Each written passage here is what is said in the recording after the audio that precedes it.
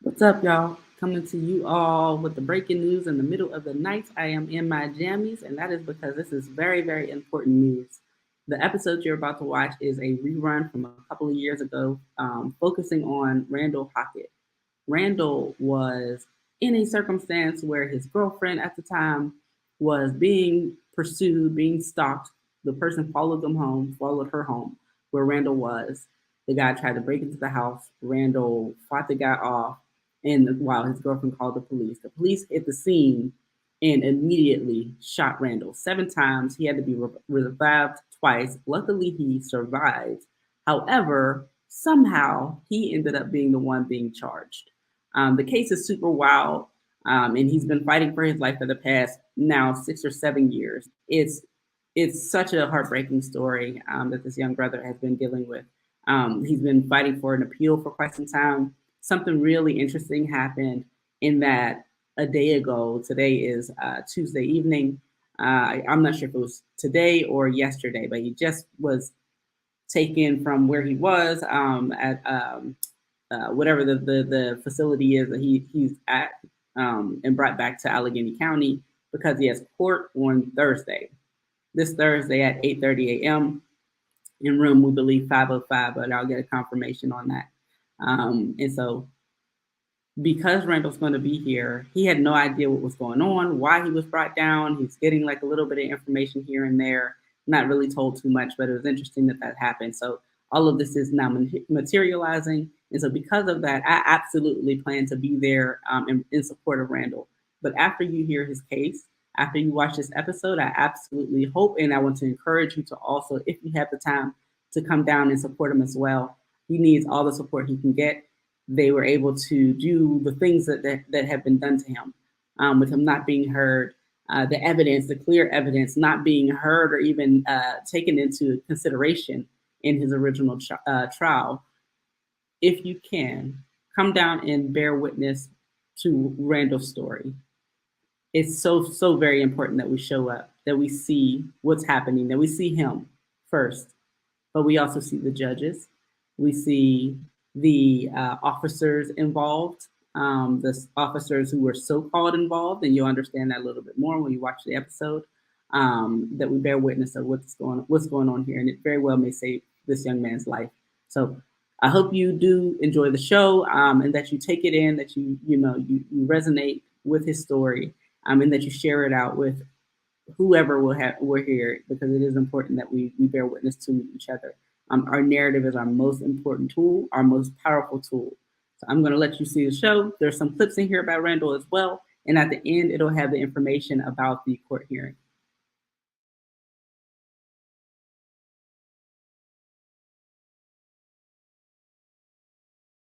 Like, it's just like how she responded, man. Like, it's nothing.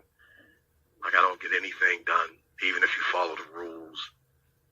And just reading some of the case law, man. The case law and some of the cases, you read them, you be like, it's clearly the reason why he's going after this evidence. And y'all sitting here playing games about he didn't do this right or he didn't do that right. And he fouls the things he needs to foul. And it's like everything is tilted towards the police or the agency that committed the wrong. It's like the system's not designed for fairness. It's designed, if this is a big company or if this is the police, you can't go at them. You can't really say, well, this is what happened and give us the evidence to this. And they get to playing games. The court know they're playing games. And you write up an order for them to stop playing games. And the court just sits there like, well, they said they don't have it, so there's nothing we can do. There's a lot you can do. You can order them to give us the evidence, but it's not about that. It's about back and forth ping pong and allowing the police to win and you not get the evidence. That's the system we're in.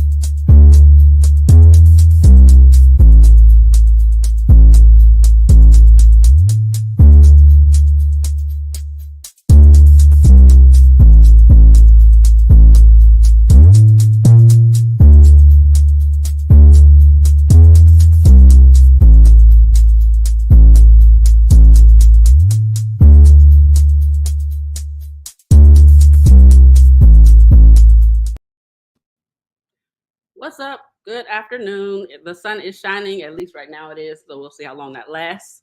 We are coming out of winter slowly but surely into spring, so I'm happy about that. I am I'm not sure the word I want to use today. Like I'm not sure if excited is an appropriate word for how I feel about the show today, but I am feeling a lot of feelings because I feel like it's really necessary to shed light on so much that has been going on in Wilkinsburg specifically. I mean, like this is not an issue that only happens in Wilkinsburg, but it is an issue. It's an issue that happens globally, but it is an issue that specifically it happens in a really unique way in Wilkinsburg, and that is corruption.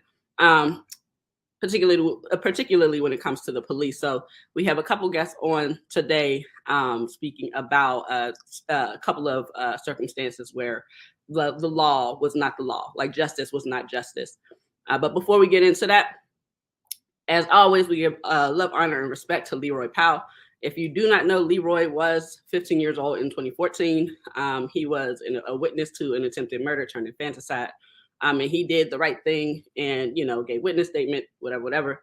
And at the preliminary hearing, the video of him giving statement was played, and our local media decided that it was a good idea to play this video of this 15-year-old minor child, right, and his mother on the 11 o'clock news that night. And so what we know happened immediately. The child got death threats, was threatened. And a few days later, he lost his life.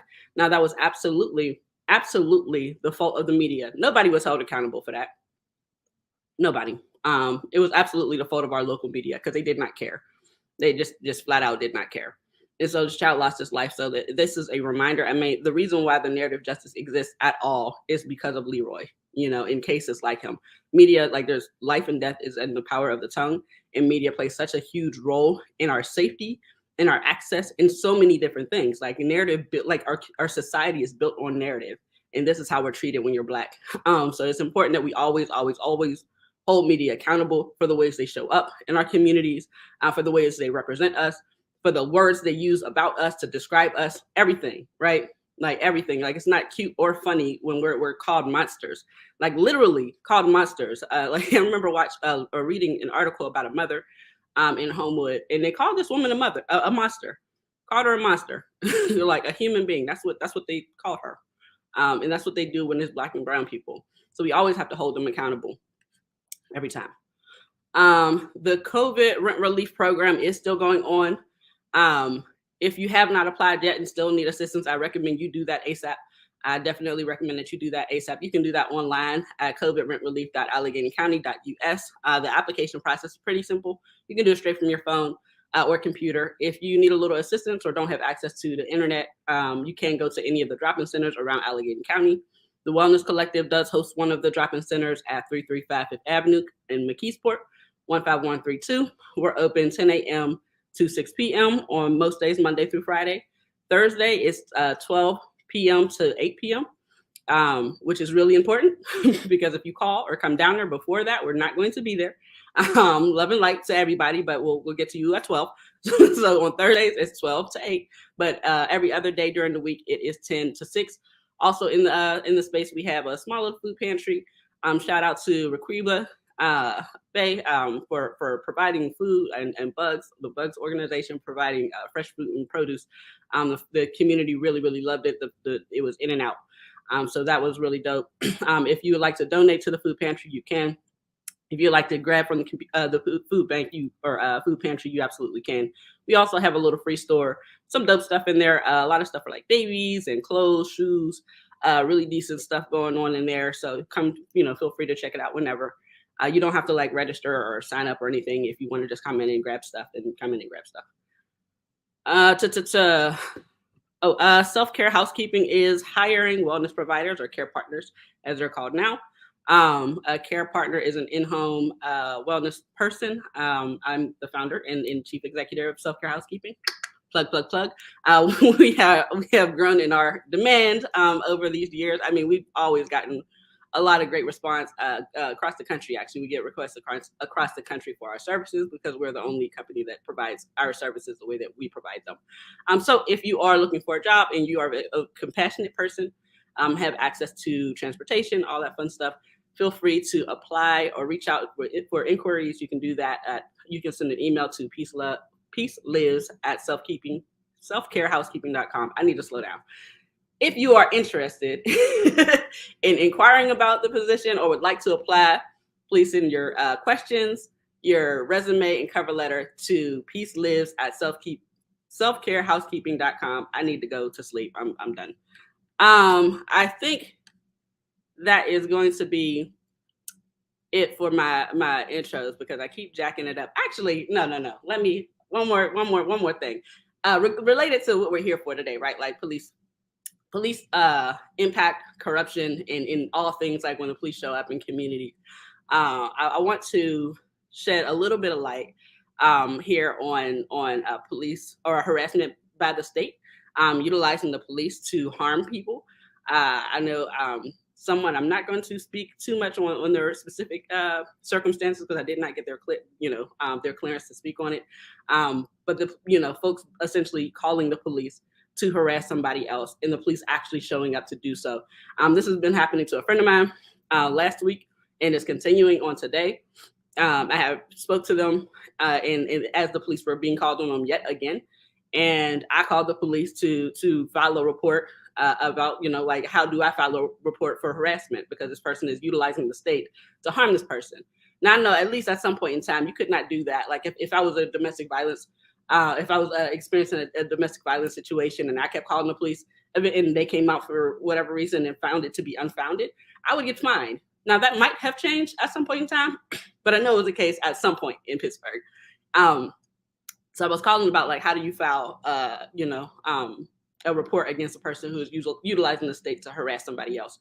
And the person that I spoke to, oh, okay, she said she was found me speaking on it. This is Nikki Jo Dawson. So Nikki Jo, who is one of our guests today, has been harassed by her neighbor for whatever reason.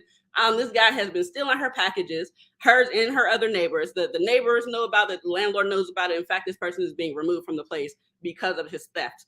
And so she confronted him, or at least tried to, and then went about her business. Like that was the end of it. But he called the police and kept calling the police, saying that she took a hammer to the door and all types of other wild stuff. The police shows up, super aggressive. She has a video on her Facebook, and you can watch it live. They came in super aggressive, cussing out her or whatever. And came up, and I don't know if you all have experiences, but I definitely have. When you call the police, or like there's no reason for anyone to feel like it's an unsafe situation, and they show up with their hands on their guns. Like anytime I've called the police, they showed up to my house with their hands on their gun as if they're going to shoot me, which is ridiculous. And that's how they showed up to her house. But one particular part of that exchange, and like I said, it's on her page, and she can speak on it a little bit more if she'd like. But one particular part of that exchange is Nikki had said, like, I don't feel safe with you all. I would never call you all, like, because I don't feel safe for you coming here. I feel like I would be harmed even if I called you. And the one officer said that doesn't happen. That doesn't happen. Christopher Tompkins was murdered in his own house in Homewood after he was burglarized, and he called the police, and they murdered him. Zone 5 murdered him in his own house. Don't say that doesn't happen. It does. It is that lying, like that lack of accountability and that gaslighting that we have to deal with, like over and over and over again, like that revisionist history when it comes to our experiences as Black people, right? Like when it comes to the police, there's never any accountability because they're quite literally just telling us like that didn't happen. That's not how that happened, and it's factually untrue. So that'll end my rant there, and I am going to actually go on to the show, but I wanted to make sure that I pointed that out because that was absolutely a lie. And again, you can check out the video of that exchange on her Facebook page. This is still ongoing. She's still being harassed. And when I called up to, I think it's Zone 6, Officer Morrison was super rude, kept lied to me about what the process was, tried to tell me that it wasn't harassment, contradicted himself. And then, told me that the way that you would file a report against her for harassment is I would have to wait until Friday. And then I think it was Tuesday when I called or whatever. I'd have to wait till Friday and go to the DA's office. Bruh, that's a lie. So definitely called his commander and told her, Kristen Zett. And I also am going to be filing a report with OMI because don't play with me like that. But anyway, that's enough of my rant. moving on to the actual episode here. I am going to introduce our two guests, and I'm so thankful to have them, and thankful that they're willing to share their stories directly and indirectly, and definitely want to uplift and uphold the name of Randall Hockett, a young man who is being held by the state right now